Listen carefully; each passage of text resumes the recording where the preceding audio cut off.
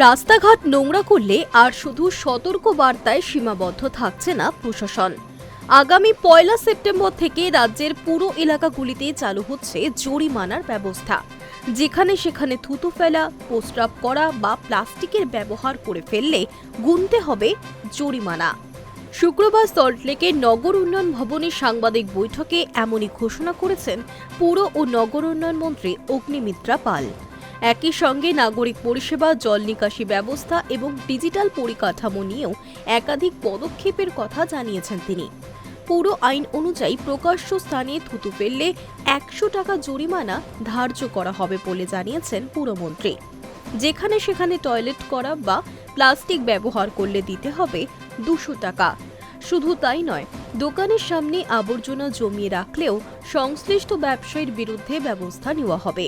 তার কথায়, রাস্তা বা ফুটপাত কোনো ব্যক্তিগত সম্পত্তি নয়, তাই তা পরিষ্কার রাখার দায়িত্ব সকলেরই। নাগরিক সমস্যার দ্রুত সমাধানের জন্য টোল ফ্রি হেল্পলাইন নম্বর ১৮০০৩৪৫০৯৩৮ চালুর কথা ঘোষণা করেছেন অগ্নিমিত্রা। আপাতত সকাল ১০টা থেকে সন্ধ্যে ৭টা পর্যন্ত এই পরিষেবা চালু থাকলেও খুব শীঘ্রই তা ২৪ ঘন্টার জন্য চালু করার পরিকল্পনা রয়েছে। রাজ্যের যে কোনো প্রান্তের মানুষ এই নম্বরে ফোন করে সমস্যার কথা জানাতে পারবেন। পাশাপাশি শুক্রবার সকাল থেকে টানা বৃষ্টিতে কলকাতার বিভিন্ন এলাকা জলমগ্ন হয়ে পড়ার প্রসঙ্গেও মুখ খুলেছেন অগ্নিমিত্রা। তিনি জানিয়েছেন, জল সরাতে কলকাতা পৌরসভা এবং সেচ দপ্তর যৌথভাবে কাজ করছে। বর্তমানে ৩৯টি পাম্প চালুও ছিল, অতিরিক্ত ৩৪টি পাম্প ভাড়া করা হয়েছে এবং আরও ৫০টি পাম্প আনার প্রক্রিয়াও চলছিল। এছাড়াও রাজস্ব ফাঁকি রুখতে পার্ক স্ট্রিট, ক্যামাক স্ট্রিট এবং থিয়েটার রোডে পর্যায়ক্রমে ডিজিটাল হোর্ডিং চালুর সিদ্ধান্ত নিয়েছে সরকার।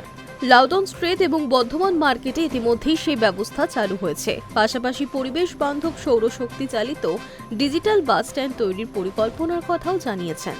সেখানে মোবাইল চার্জিংয়ের সুবিধার পাশাপাশি শিশুদের খাওয়ানোর জন্য পৃথক কক্ষও থাকবে।